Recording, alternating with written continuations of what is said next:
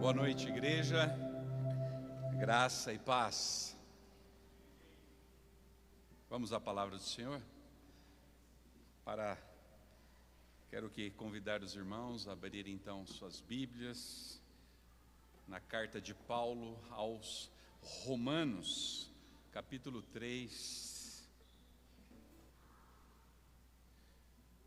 Romanos, capítulo 3, o tema da mensagem de hoje é justificação.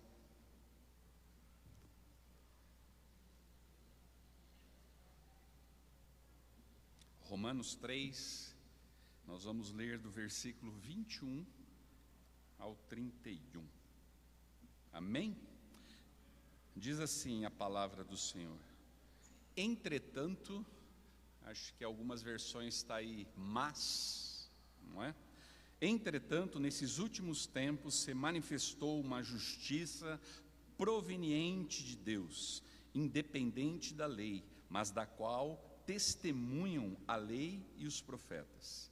Isto é, a justiça de Deus, por intermédio da fé em Jesus Cristo, para todas as pessoas que creem, porquanto não há distinção. Porque todos pecaram e destituídos estão da glória de Deus, sendo justificados gratuitamente por sua graça, mediante a redenção que há em Cristo Jesus. Deus o ofereceu como sacrifício para a propiciação por meio da fé, pelo seu sangue, proclamando a evidência da sua justiça. Por sua misericórdia, havia deixado impunes os pecados anteriormente cometidos. Mas, no presente, demonstrou a sua justiça, a fim de ser justo e justificador daquele que deposita toda a sua fé em Jesus. Onde está, pois, a razão para tanto orgulho? Algumas traduções, acho que está a jactância. Foi completamente excluído? Por qual lei? Das obras? Não, ao contrário, pela lei da fé. Concluímos, portanto, que o ser humano é justificado pela fé, independentemente da obediência à lei. Deus é Deus apenas dos judeus? Ora, não é Ele igualmente Deus de todos os povos? Evidentemente que sim, dos gentios também, visto que há um só Deus, que pela fé justificará os circuncisos e os incircuncisos. Anulamos, pois, a lei por causa da fé? De modo algum. Ao contrário, confirmamos a lei. Obrigado, Jesus, por esse texto tão maravilhoso que o teu Espírito inspirou Paulo a escrever e chegou até nós de uma maneira tão poderosa. E cremos que chegará até que o Senhor venha. Fala-nos ao coração nesta noite, em nome de Jesus. Amém. Amém. Amados, as igrejas evangélicas, elas nasceram na época da Reforma Protestante, porque elas percebiam que o verdadeiro evangelho ele estava sendo corrompido. E uma das maiores descobertas de Martinho Lutero foi a doutrina da justificação pela fé somente. Justificação pela fé somente. Para Martinho Lutero, essa era uma doutrina tão importante que ele chegou a dizer que a igreja cai ou permanece dependendo de como ela entende essa doutrina.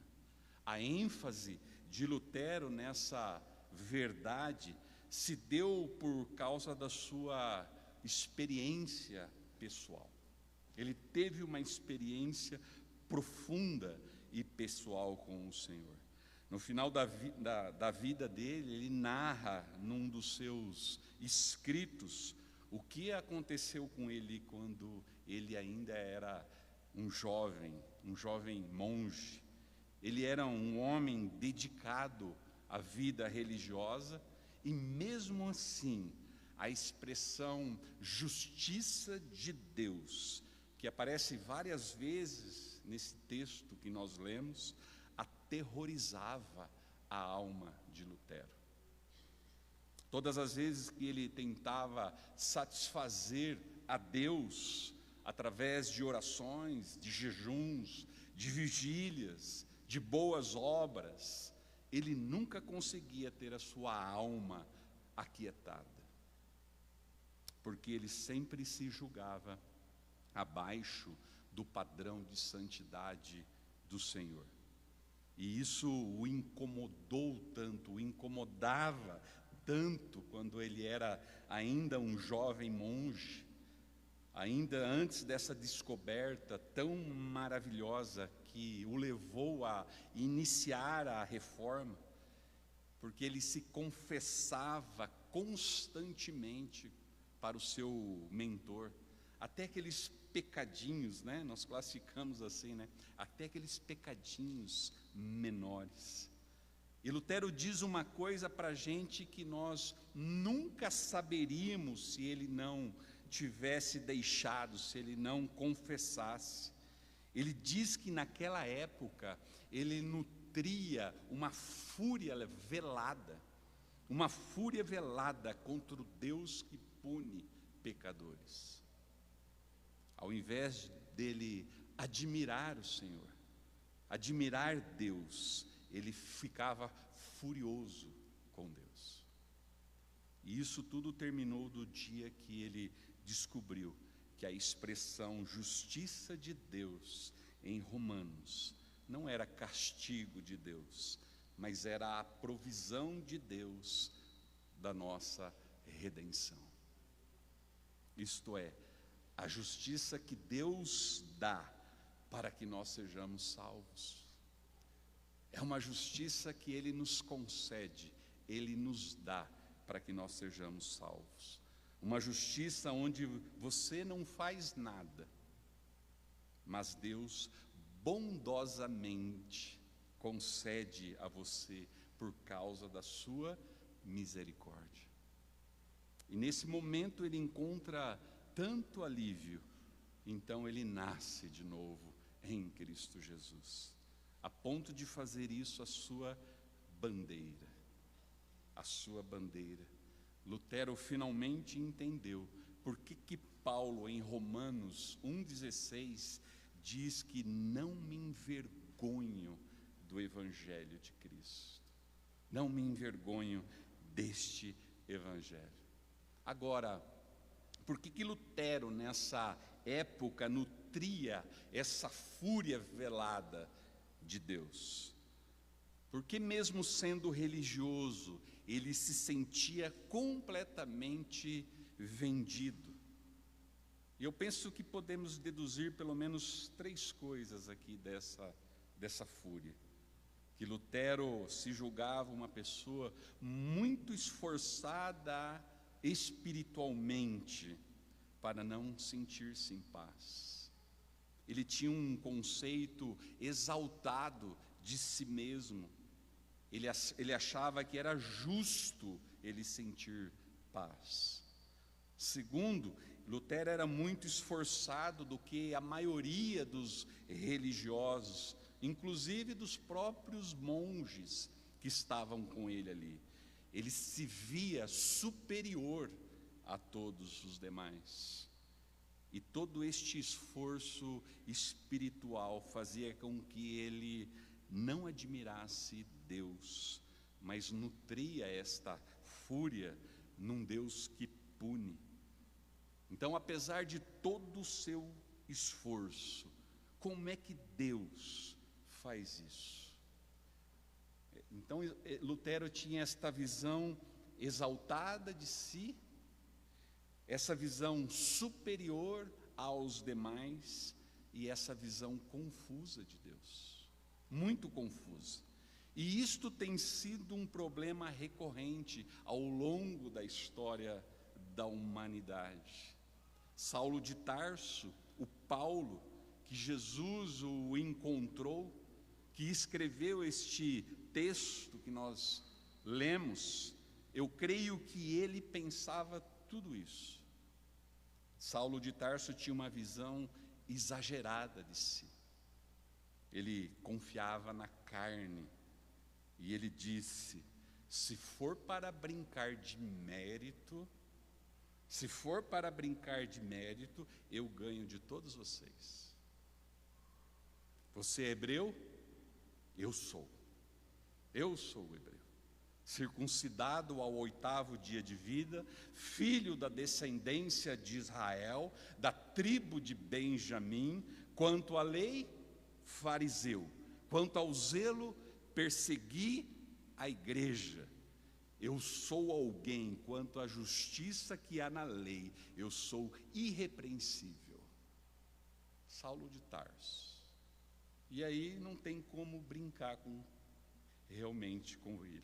Acabou. Ele ganha de todo mundo. Era alguém que tinha uma visão exaltada de si, como superior aos outros. Certamente uma visão confusa de Deus. Mas você pode estar aí pensando, mas Saulo de Tarso não conhecia o Evangelho ainda. Ele ainda era um descrente.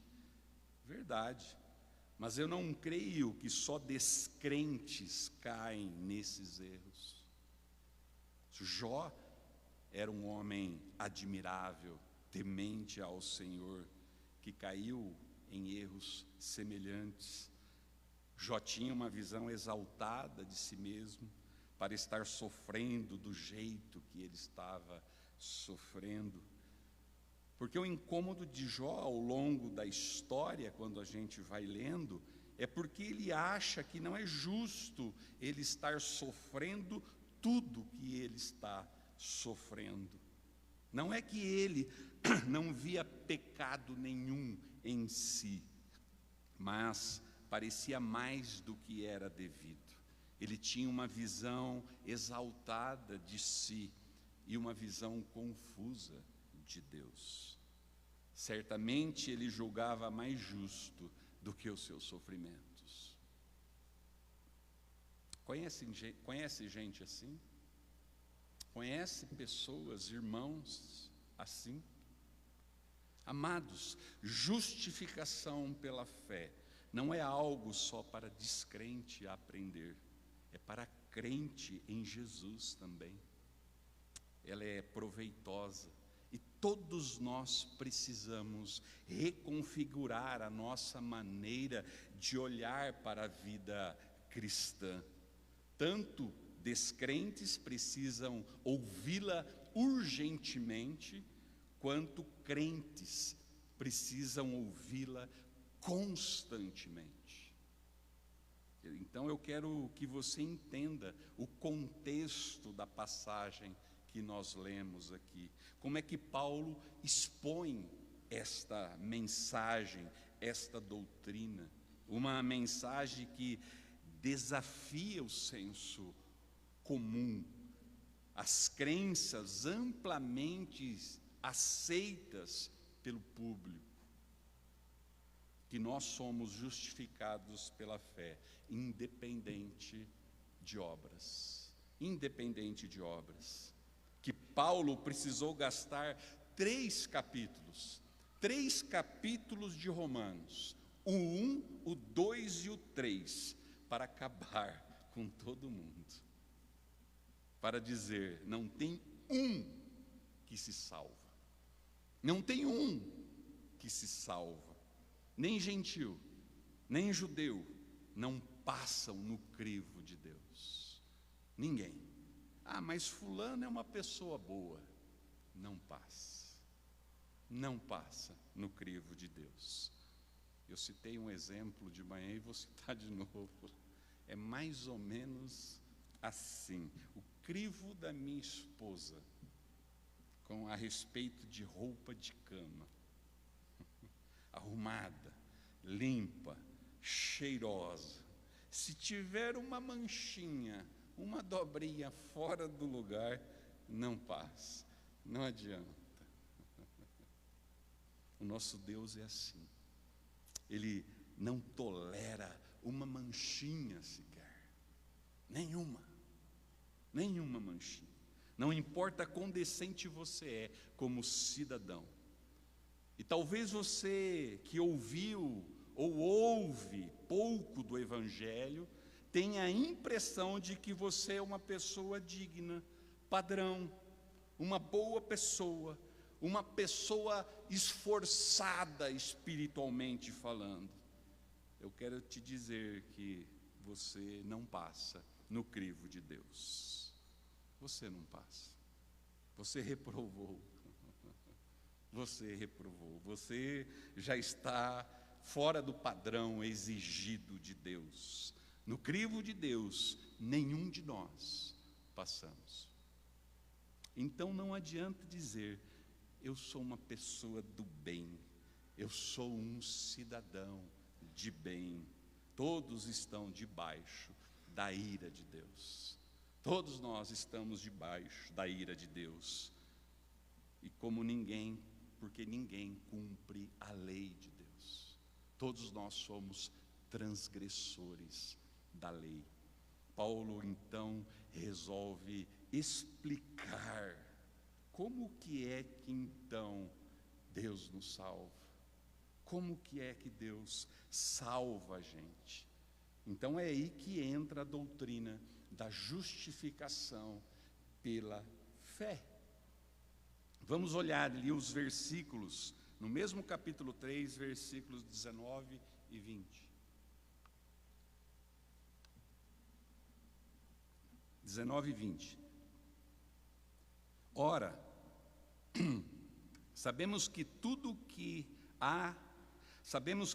que a lei diz, ou diz aos que estão sob o domínio da lei, para que toda boca se cale, que todo mundo fique sujeito ao juízo de Deus. Portanto, ninguém será declarado justo diante dele, confiando na obediência à lei, pois é precisamente por meio da lei que chegamos à irrefutável conclusão de que somos todos pecadores. Ninguém passa. Ninguém passa. Entretanto, mas, na sequência do texto que nós lemos, versículo 21, tem notícia boa, tem uma notícia acalentadora, no sentido que agora a justiça de Deus vai ser concedida a nós. Essa expressão justiça de Deus, ela é a principal expressão aqui do texto que lemos. Ela aparece 4 vezes aqui, no versículo 21, no 22, no 25 e no 26. É a expressão controladora, é uma justiça que é concedida e que procede de Deus, vem de Deus, mas tem a ver com o juízo de Deus. Juízo de Deus é a justiça que nos julga. Só que nesse caso aqui, não para nos condenar, mas para nos salvar. Para nos salvar. Justificação é o tema da nossa mensagem. E não tem nada a ver com Deus mudar o seu caráter. Nada a ver com isso. Justificação é uma declaração judicial. Abram lá suas Bíblias em Deuteronômio, capítulo 25, verso 1. Deuteronômio, capítulo 25, verso 1. Diz assim: quando 2 homens se envolverem numa briga, terão que levar a causa ao tribunal, e os juízes decidirão a questão, absolvendo o inocente e condenando o culpado. Justificar não é transformar alguém errado numa pessoa certa. Ele já é justo. Justificar significa declará-lo juridicamente que ele não tem culpa. Por outro lado, o que é culpado não é justificado, ele é condenado. Por isso, justificar não tem a ver com alguém, com fazer alguém bom, tem a ver em declará-lo sem culpa. Assim como condenar tem a ver em declará-lo com culpa. Vamos agora para Mateus 12, 37. Mateus 12, 37 diz assim: porque pelas suas palavras será absolvido, e pelas tuas palavras serás condenado. Jesus está falando sobre as nossas palavras. Ou elas têm um mérito para a sua condenação, ou para a sua justificação. Justificar e condenar, portanto, não é transformar a pessoa em boa ou má, mas são declarações jurídicas. É uma declaração judicial que tem a ver com considerar o pecador legalmente aceito diante de Deus, sem dívida para com Deus. Entendam isso, que tem a ver com considerar o pecador legalmente aceito diante de Deus, sem dívida para com Deus. Inclusive, eu entendo que não é você que aceita Jesus. Não somos nós que aceitamos Jesus, é Jesus que aceita você. É Jesus que te aceita. Porque quer dizer, a pessoa inaceitável era você, não Deus. Não Deus. Nós é que fomos justificados por meio de Cristo, pela fé. Amados, não há nada em nós, nada que podemos fazer para atrair a presença de Deus. É Ele quem nos convida a entrarmos na sua presença e a glorificarmos a Deus na beleza da santidade dEle. É Ele que faz. Somos nós, por meio de Cristo, que nós temos acesso à presença dEle. Muitas vezes nós confundimos o Criador da criatura, o Senhor do servo, quem tem poder e quem pede favor. Confundimos muito isso. A igreja não tem poder. A igreja não tem poder. Quem tem poder é Cristo. É Cristo que tem poder. A ênfase não é a igreja, a ênfase é Cristo. Sempre é Cristo. O único poder que nós temos é o poder de invocar o nome poderoso de Jesus. Esse é o nosso poder. Essa é a nossa força, esse é o nosso descanso, é o Deus conosco, o Deus Emanuel. Você e eu somos transgressores da lei. Em Romanos 3 diz que não há um justo sequer, Por isso que Ele nos convida, Ele nos aceita e Ele nos justifica em Cristo. No texto, no verso 21, vai falar de uma coisa bem antiga, não é nova, embora seja uma boa nova, que nós lemos, lei e os profetas. E era uma maneira resumida de dizer, pelo Antigo Testamento, testemunhada, ensinada pelo Antigo Testamento, que o mesmo Deus que justifica você e eu hoje, depois de Cristo, é o Deus que justifica do mesmo jeitinho antes de Cristo. Há um entendimento equivocado de que o Antigo Testamento fosse um tempo de salvação pela lei e o Novo Testamento a salvação pela graça. Entendemos isso equivocadamente. Lei e graça não são expressões de tempo do Antigo e do Novo Testamento. Mas são expressões da sua relação com Deus, da nossa relação com Deus. Antes de você crer em Cristo, você está debaixo da lei. Todos nós, antes de nós crermos em Cristo Jesus, nós estamos debaixo da lei, todos. Depois que você crê em Cristo, você está debaixo da graça. São dois momentos da sua vida, não da história de Israel. Entenda isso. Por isso, hoje vamos ver a base da justiça de Deus e depois o caráter da justificação.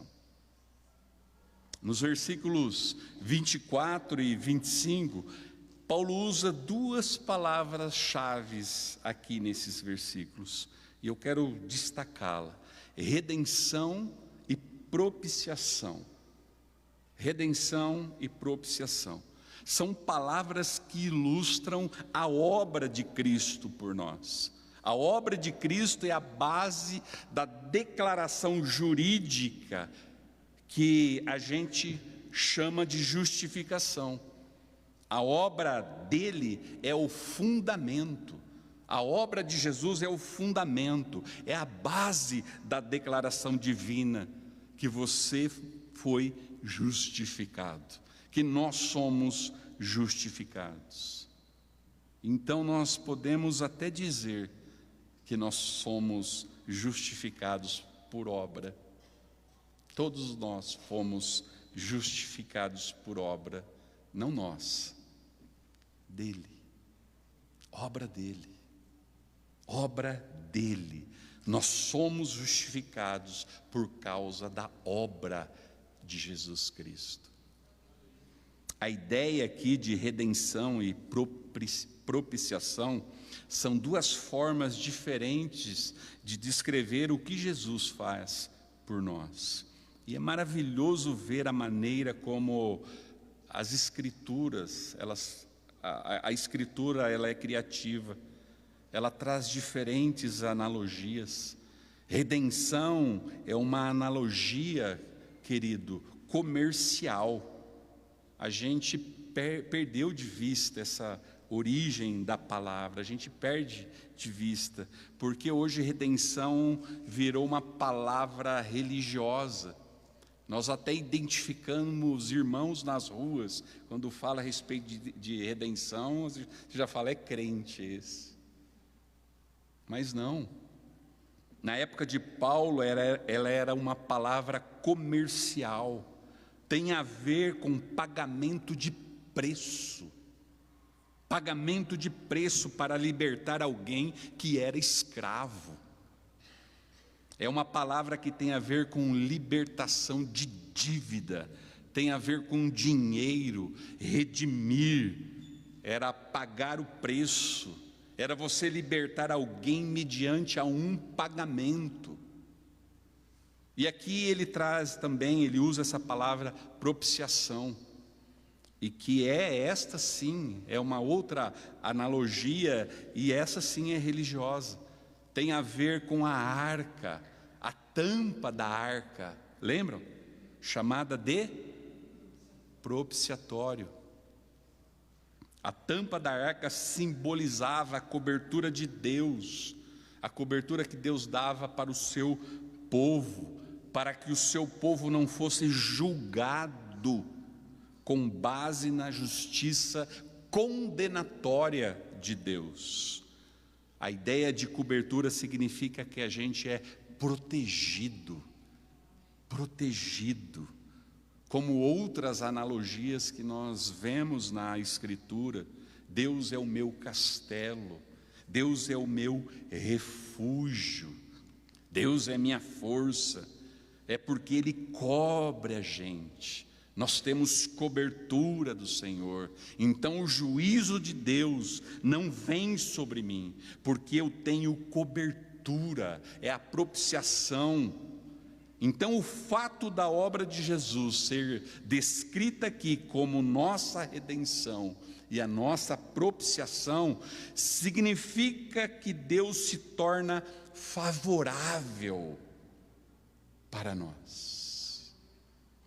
Favorável. Você não tem mais dívida, está pago. O seu Filho nos redimiu. Não somos mais tratados com ira, porque Jesus nos cobriu. E como resultado disso, nós temos paz com Deus. Paz com Deus. Sabe por que isso é importante, amado irmão? Porque hoje em dia escutamos muito por aí, de buscar paz consigo mesmo, de ter paz com os outros, paz mundial, mas não tem ninguém falando de ter paz com Deus. Paz com Deus. A Bíblia não fala de paz consigo mesmo. Se você ler e estudar, você nunca vai encontrar isso. Paz consigo mesmo. Mas a Bíblia fala de uma lei nos meus membros que fazem guerra contra a minha alma,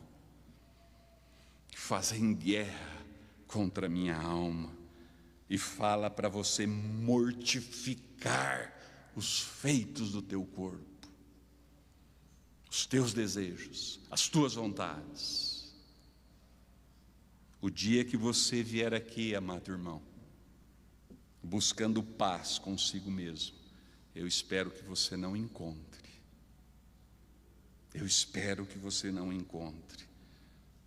Porque você não tem que ter paz consigo mesmo.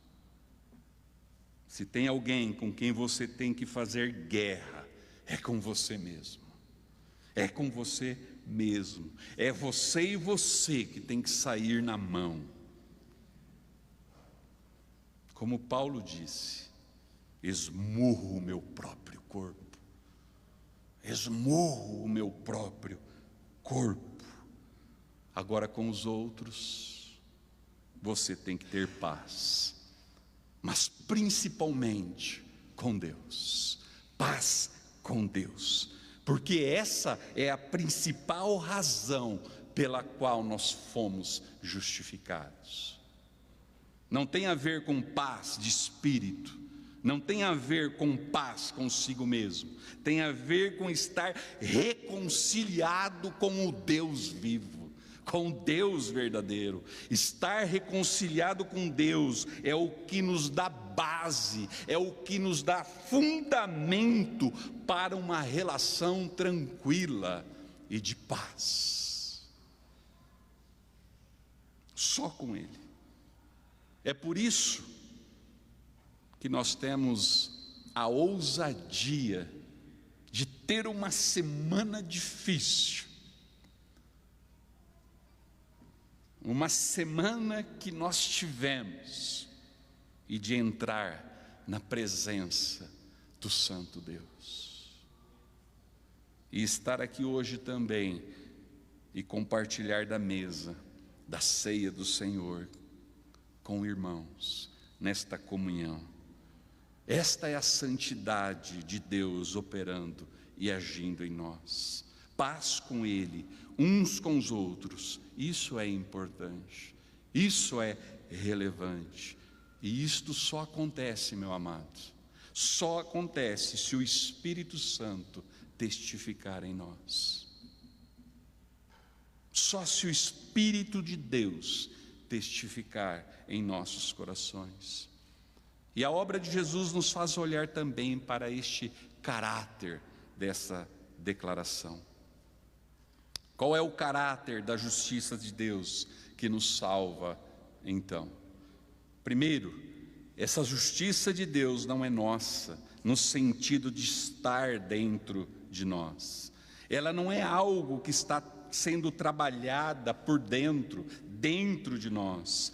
Deus não justifica você baseado em algo que está sendo trabalhado em você.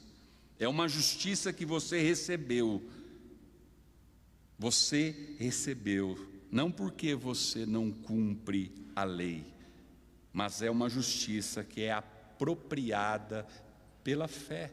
Conforme diz ali no versículo 22, mediante a fé em Jesus Cristo, significa que a fé funciona como um órgão de apropriação. Ela só funciona como um órgão de apropriação. João Calvino disse assim disso: essa apropriação esvazia todo e qualquer mérito da fé. Quando a gente fala assim, eu tenho fé, a gente não está falando de algo honroso, de algo admirável. Na Bíblia, a fé nunca é algo de ser admirado, no sentido de receber louvor.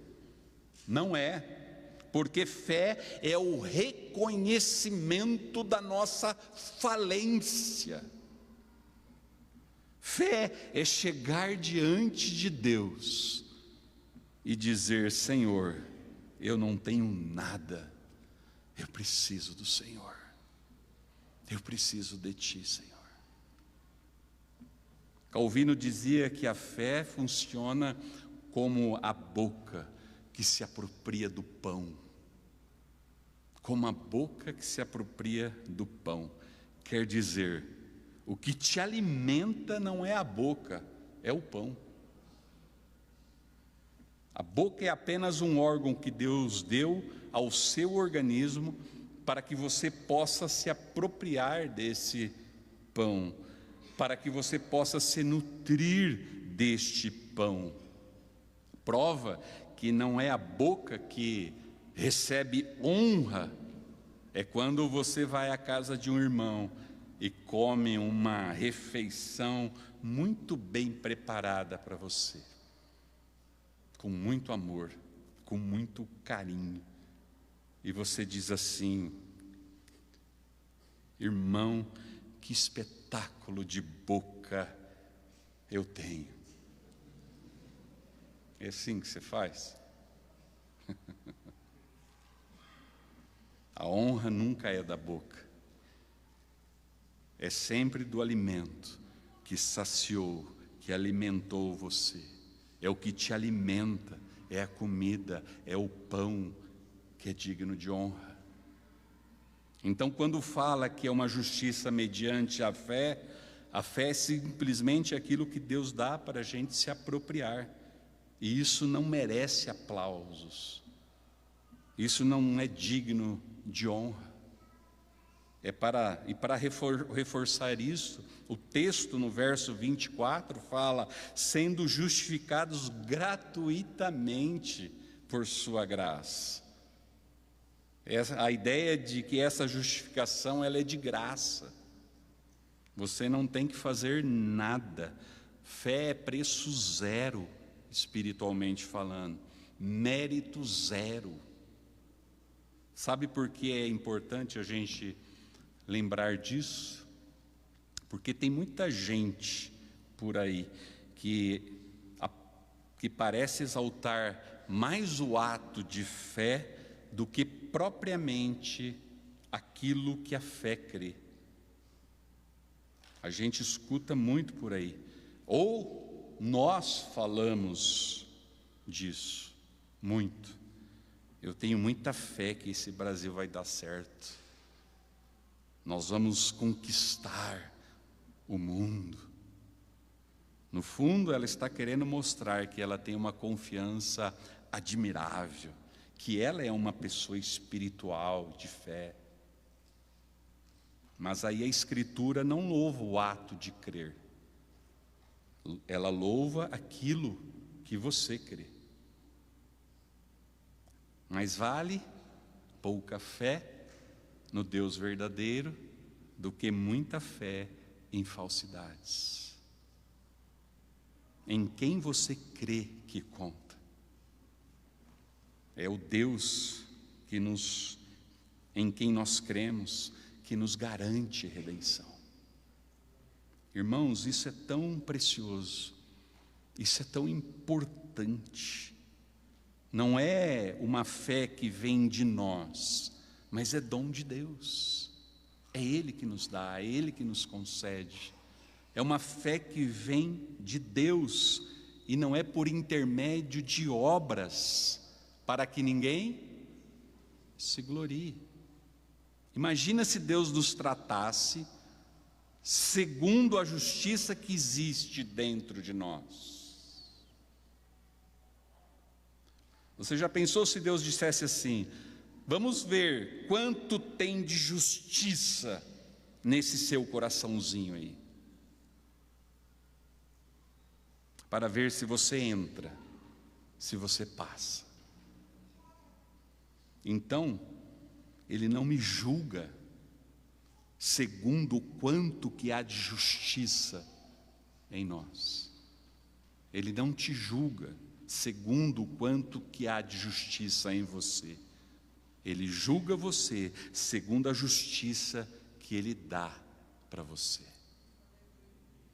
segundo a justiça que Ele concede. Essa é a diferença. A justiça que Ele nos dá em Cristo Jesus. E isso é tão libertador e tão poderoso. Nós não precisamos ficar tentando satisfazer a Deus. Nós começamos na vida cristã com Deus agradado, com Deus já satisfeito, porque Ele faz tudo.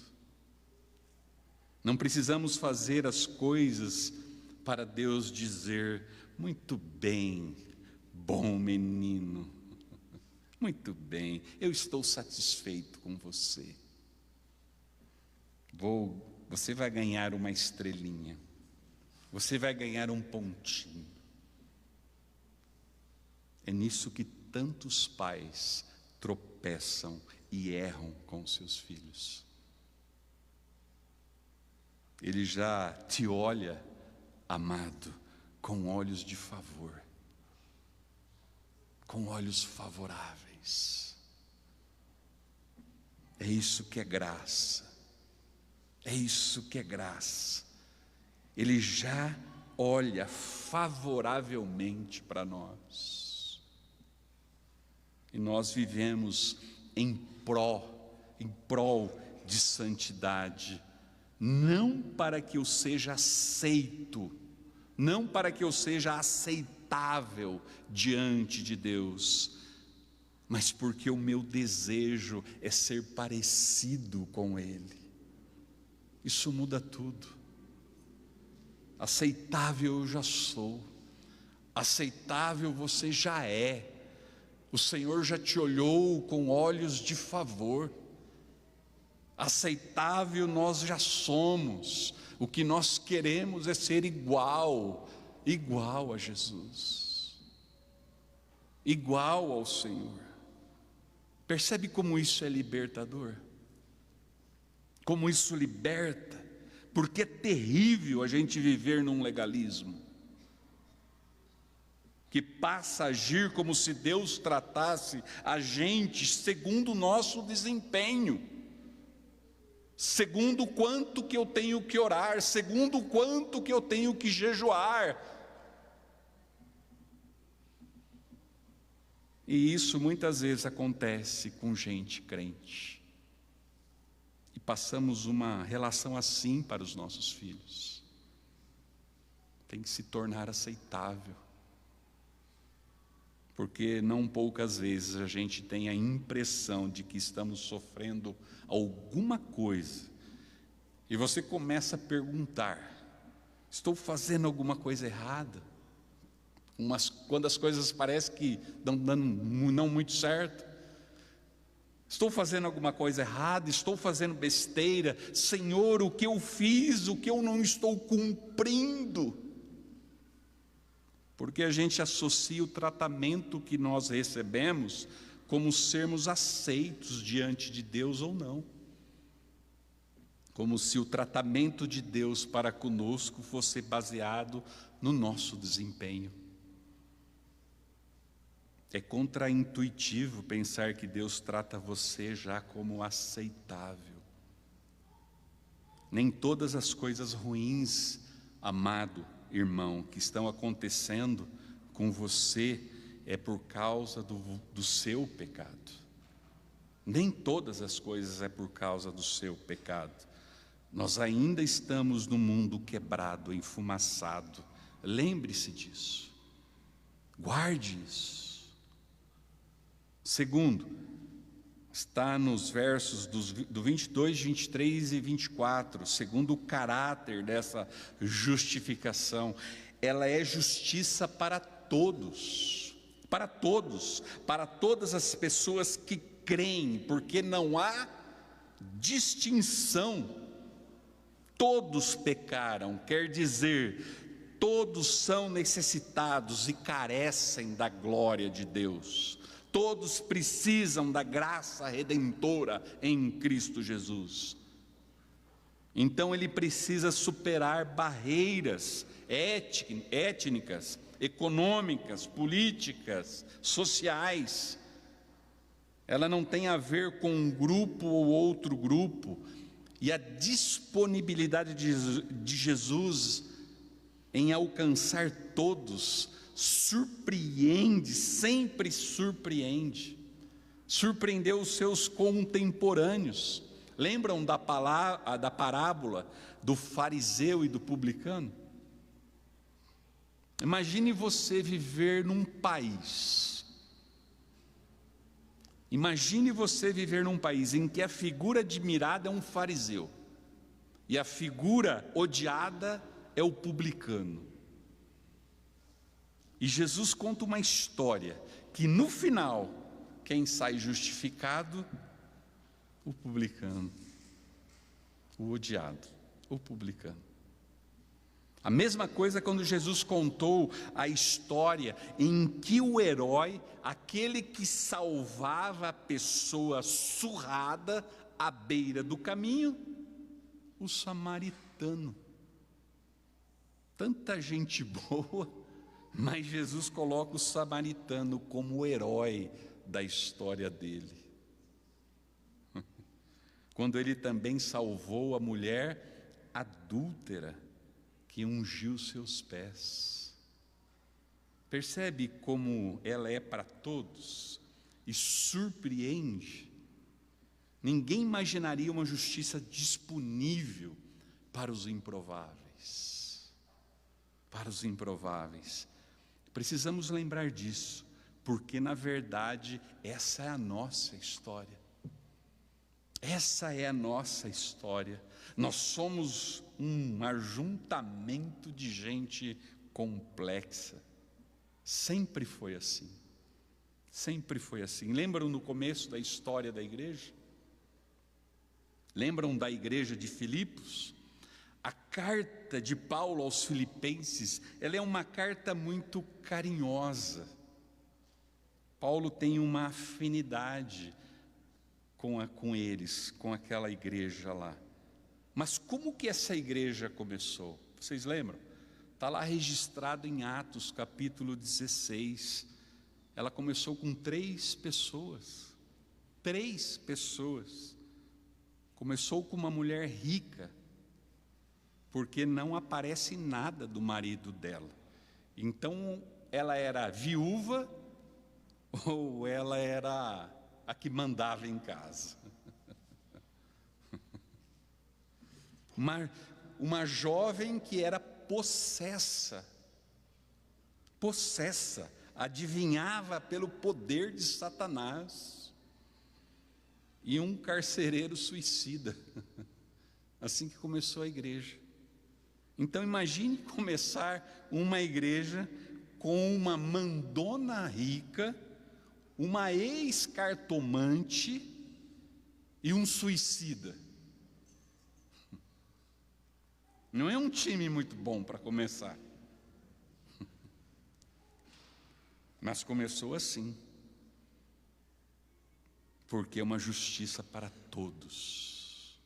Para todos. E atinge as pessoas com os mais diferentes problemas. Ela iguala as pessoas, na verdade, porque ela é para todos. Terceiro, versos 25 ao 26.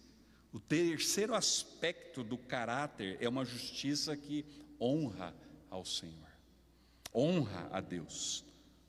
E eu quero aqui que você entenda que quando Deus fala que deixou impune os pecados anteriormente cometidos, não está questionando a integridade de Deus. Paulo elimina essa hipótese, porque significa declarar alguém sem culpa, quando na verdade alguém tem culpa. Deus não pode simplesmente justificar o ímpio. Justificar, portanto, tem a ver com prover uma forma de considerar quem é culpado não ser mais culpado. E é aqui que entra a obra gloriosa da cruz. Da cruz. O próprio Deus tem que se fazer igual a você e receber o castigo devido a você. Ele se põe no nosso lugar, para que Ele julgue você segundo não o que você fez, mas segundo o que Ele fez. Segundo o que Ele fez. J.C. Ryle disse a seguinte frase: um cristianismo barato, sem cruz, será no final um cristianismo inútil e sem coroa. Sem coroa. A cruz é o momento em que Deus faz com que a justificação de gente pecadora como você e eu se torne possível, seja possível, porque Ele encontra uma forma de justificar. Ele é justo porque Ele pune o pecado, os pecados na cruz, e Ele justifica porque Ele salva os autores desses pecados. Uma justiça que dá toda a honra ao Senhor, que exalta o Senhor nosso Deus e glorifica somente a Ele, somente a Ele. Ele não faz vistas grossas aos seus pecados, Ele não varre os seus pecados debaixo do tapete. Ele precisa lidar com o pecado, e nós precisamos aprender isso, lidar com os pecados, não ocultar. Agostinho de Hipona disse o seguinte: é preferível a tristeza de quem resiste ao pecado do que a alegria de quem a ele se entrega. É por isso que Ele tem que prover a morte do seu Filho na cruz. A cruz, ela é bela, ela é dolorosa, e é a maravilhosa expressão tanto da justiça que pune pecado, quanto do amor que justifica pecadores, como eu e você. Amados irmãos, o fato de Deus conseguir salvar você, sem deixar de punir os seus pecados, não deve ser visto de maneira leve. De maneira leve. Isso significa o quanto Deus é totalmente confiável. Um Deus confiável. Ele não é um juiz que absolve o culpado. Ele é um juiz justo, e ao mesmo tempo Ele é cheio de misericórdia, porque Ele redime aqueles que deveriam ser castigados. Deus é totalmente confiável. Deus, Ele é esse alicerce seguro, e Ele não muda nunca, nunca. E eu quero concluir versos 27 ao 31. Aqui Paulo ele está concluindo a sua pregação. O que Paulo está falando é: se nós ensinarmos bem essa doutrina, acaba a vanglória. Acabou a vanglória, acabou a soberba, o orgulho, a jactância. Não tem ninguém que pode dizer assim: eu sou uma pessoa boa, suficiente.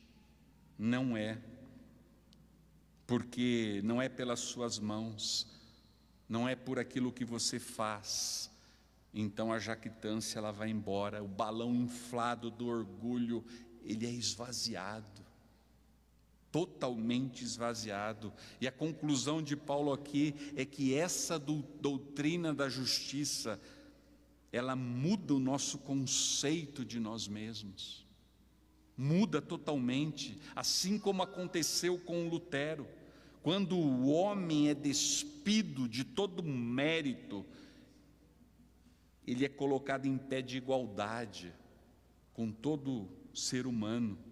Não existe mais base para a gente olhar superior aos outros, nem mesmo abaixo dos outros, com uma baixa estima, acachapado pela história. Eu sou assim mesmo, não tem jeito. A justiça, a justificação pela fé, ela muda a maneira como eu me vejo. A justificação pela fé, ela muda a maneira como eu vejo o próximo. A justificação pela fé, ela muda a maneira como eu vejo a Deus. Ela muda. E agora justificados, porque o próprio Deus cumpriu a lei em Cristo Jesus, nós confirmamos a lei com essa doutrina. É assim que termina o texto. Nós confirmamos a lei com essa doutrina. E toda a glória é deste Deus redentivo. Ele cumpriu tudo e Ele continua realizando tudo. Se você acha que Deus rasga a lei, você não entendeu o nosso Deus, porque Ele é tão zeloso para com a sua santidade, que Ele se coloca debaixo da lei. Ele, Deus, se coloca debaixo da lei, e Ele traz para si a maldição da lei, para que eu e você possamos ser justificados nele.